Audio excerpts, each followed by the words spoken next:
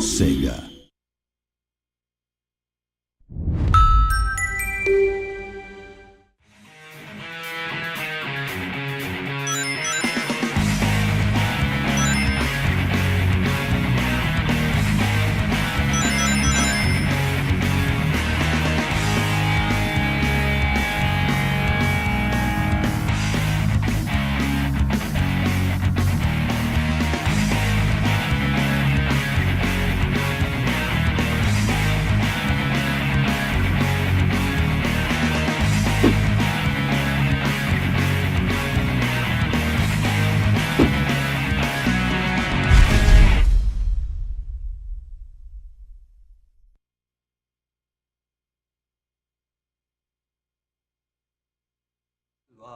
Sonic Adventure 2 is really a much more streamlined game than Adventure 1.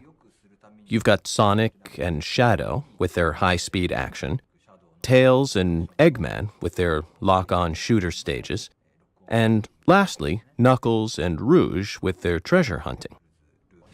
I especially like the latter half of the game where the hero side and dark side converge, and the characters team up for that final stage. It's an action game, but I think that especially in that latter half, it has a really dramatic story. Back in Adventure 1, there were all sorts of things I wished I could have done, and when we made Adventure 2, I was finally able to put them in there. We wanted to add a game element that fans would want to come back and play again and again.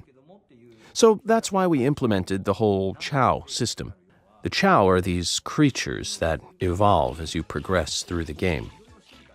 They undergo changes like they'll grow wings or become a lot faster, and so the initial base Chow can't have any special characteristics that make it stand out in any way. Personally, I'm not all that good when it comes to coming up with things that are cute and cuddly, but one of the female artists on my team came up with some ideas to fit what we needed. She's presenting the ideas to us. At that point, none of us could really tell if they were appealing or not. All we said was, "Oh, okay." But once we put it all together, and you could see them moving around on the screen and coming to life, I thought, yeah, that's good. I don't know if this is something we've ever told anyone, but back when we were working on Sonic Adventure 2, we were living in San Francisco. So we had cars, but sometimes we'd get a little careless, and every so often we'd get hit with parking tickets. And they were what, about $30 or so? Anyhow, there were these little cars that would go around passing out the parking tickets. And these people were just doing their job. But still, every single time we'd get a parking ticket, we'd be thinking, there goes another $30. So, in one of the stages of the game, this little car shows up, and Sonic can attack it and just destroy it. It's like, all right, revenge. We were doing little things like that.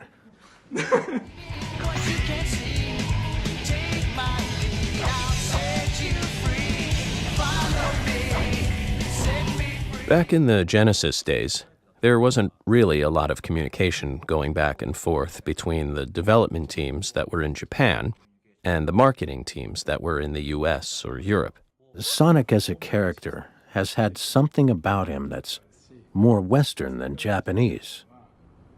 It actually wasn't very rare for us to find out after the fact that the names of characters or other things had been changed to something completely different. And back on the Genesis, the only change had been that Dr. Eggman had become Dr. Robotnik. With Sonic Adventure, for the first time in the series, we had voiceover and the ability to tell more of a story within the game itself. And so we figured, well, let's take advantage of this opportunity to fix this whole Dr. Robotnik thing. The way we did it was we essentially told the audience, okay, his name is Dr. Robotnik, and that hasn't changed. But Dr. Eggman is a nickname that the other characters call him. Dr. Eggman is an engineering genius who develops all sorts of robots with a wide range of functionality. And designing each of those was really fun. In the end, though, His creations always get destroyed by Sonic. You've got the whole boom, boom, boom, boom, boom. And after his device falls apart, he's left in that last machine of his, the little egg-shaped craft. In the end, that's the only thing that ever keeps him safe. So he takes all these ideas and puts all this money and effort and whatnot into making some new contraption, and Sonic still always just destroys it in the end. And so Eggman comes out in that little machine again, like it's a symbol of his persistence. No matter how many times he's defeated, he puts it behind him. He doesn't give up. He just runs off going, "Curses," and heads off to fight Sonic another day.